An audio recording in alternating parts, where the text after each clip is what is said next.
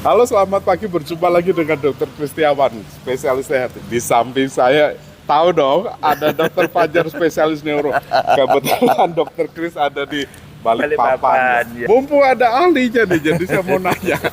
Tanda-tanda dini gitu, Dok. Ya. Kita kena stroke tuh bagaimana? Ya. Supaya kita selalu waspada kan gitu ya? Ya. Tanda-tanda atau gejala awal, gejala dini yang harus diperhatikan sebetulnya kita bisa melihat dari bahasa tubuh kita. Salah satunya yang paling gampang, orang itu ingatnya kan P3. P3 itu pelo, perot, sama parese. Parese itu artinya lumpuh. Nah, 3 ini adalah gejala awal yang orang sudah paham ini sebetulnya stroke. Tetapi yang harus diingat bukan P3 saja, Dok. Ada gejala lain yang orang mengiranya itu adalah sesuatu yang bukan stroke. Contoh misalnya di bidang THT juga adanya vertigo. Ya, orang pusing biasa ini.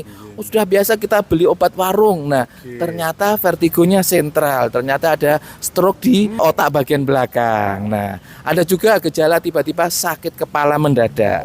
Sakit kepala mendadak. Iya.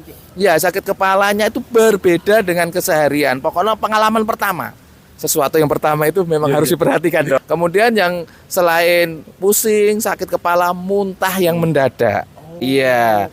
Jadi muntahnya itu kadang kita sebut namanya proyektil, tanpa didahului mual dulu. Nah, dan yang kedua yang dilupakan adalah sifatnya mendadak, Dok.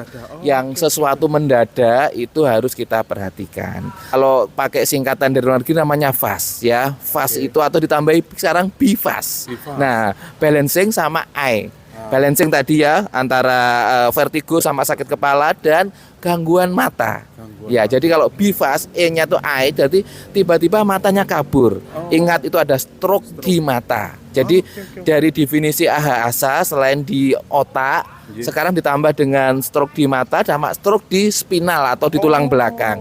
Definisinya diperluas, Dok. Nah, ini ada satu trik ini ya yang sudah saya share ke jutaan viewers itu, yaitu bagaimana kita bisa mendeteksi dengan satu gerakan yang itu bisa kita praktekkan. Kita begini ya, kita begini, kemudian tutup mata selama 30 detik. Ya. Kemudian setelah ini kita perhatikan gerakan tangan kita. Jika kita tetap seperti ini, insya Allah sehat walafiat. Tetapi apabila tangan kita itu tiba-tiba turun gini, otomatis sendiri ya lemesnya. Ini adalah parese yang sangat lemah atau yang tidak ketahuan, Dok. Namanya pronator drift.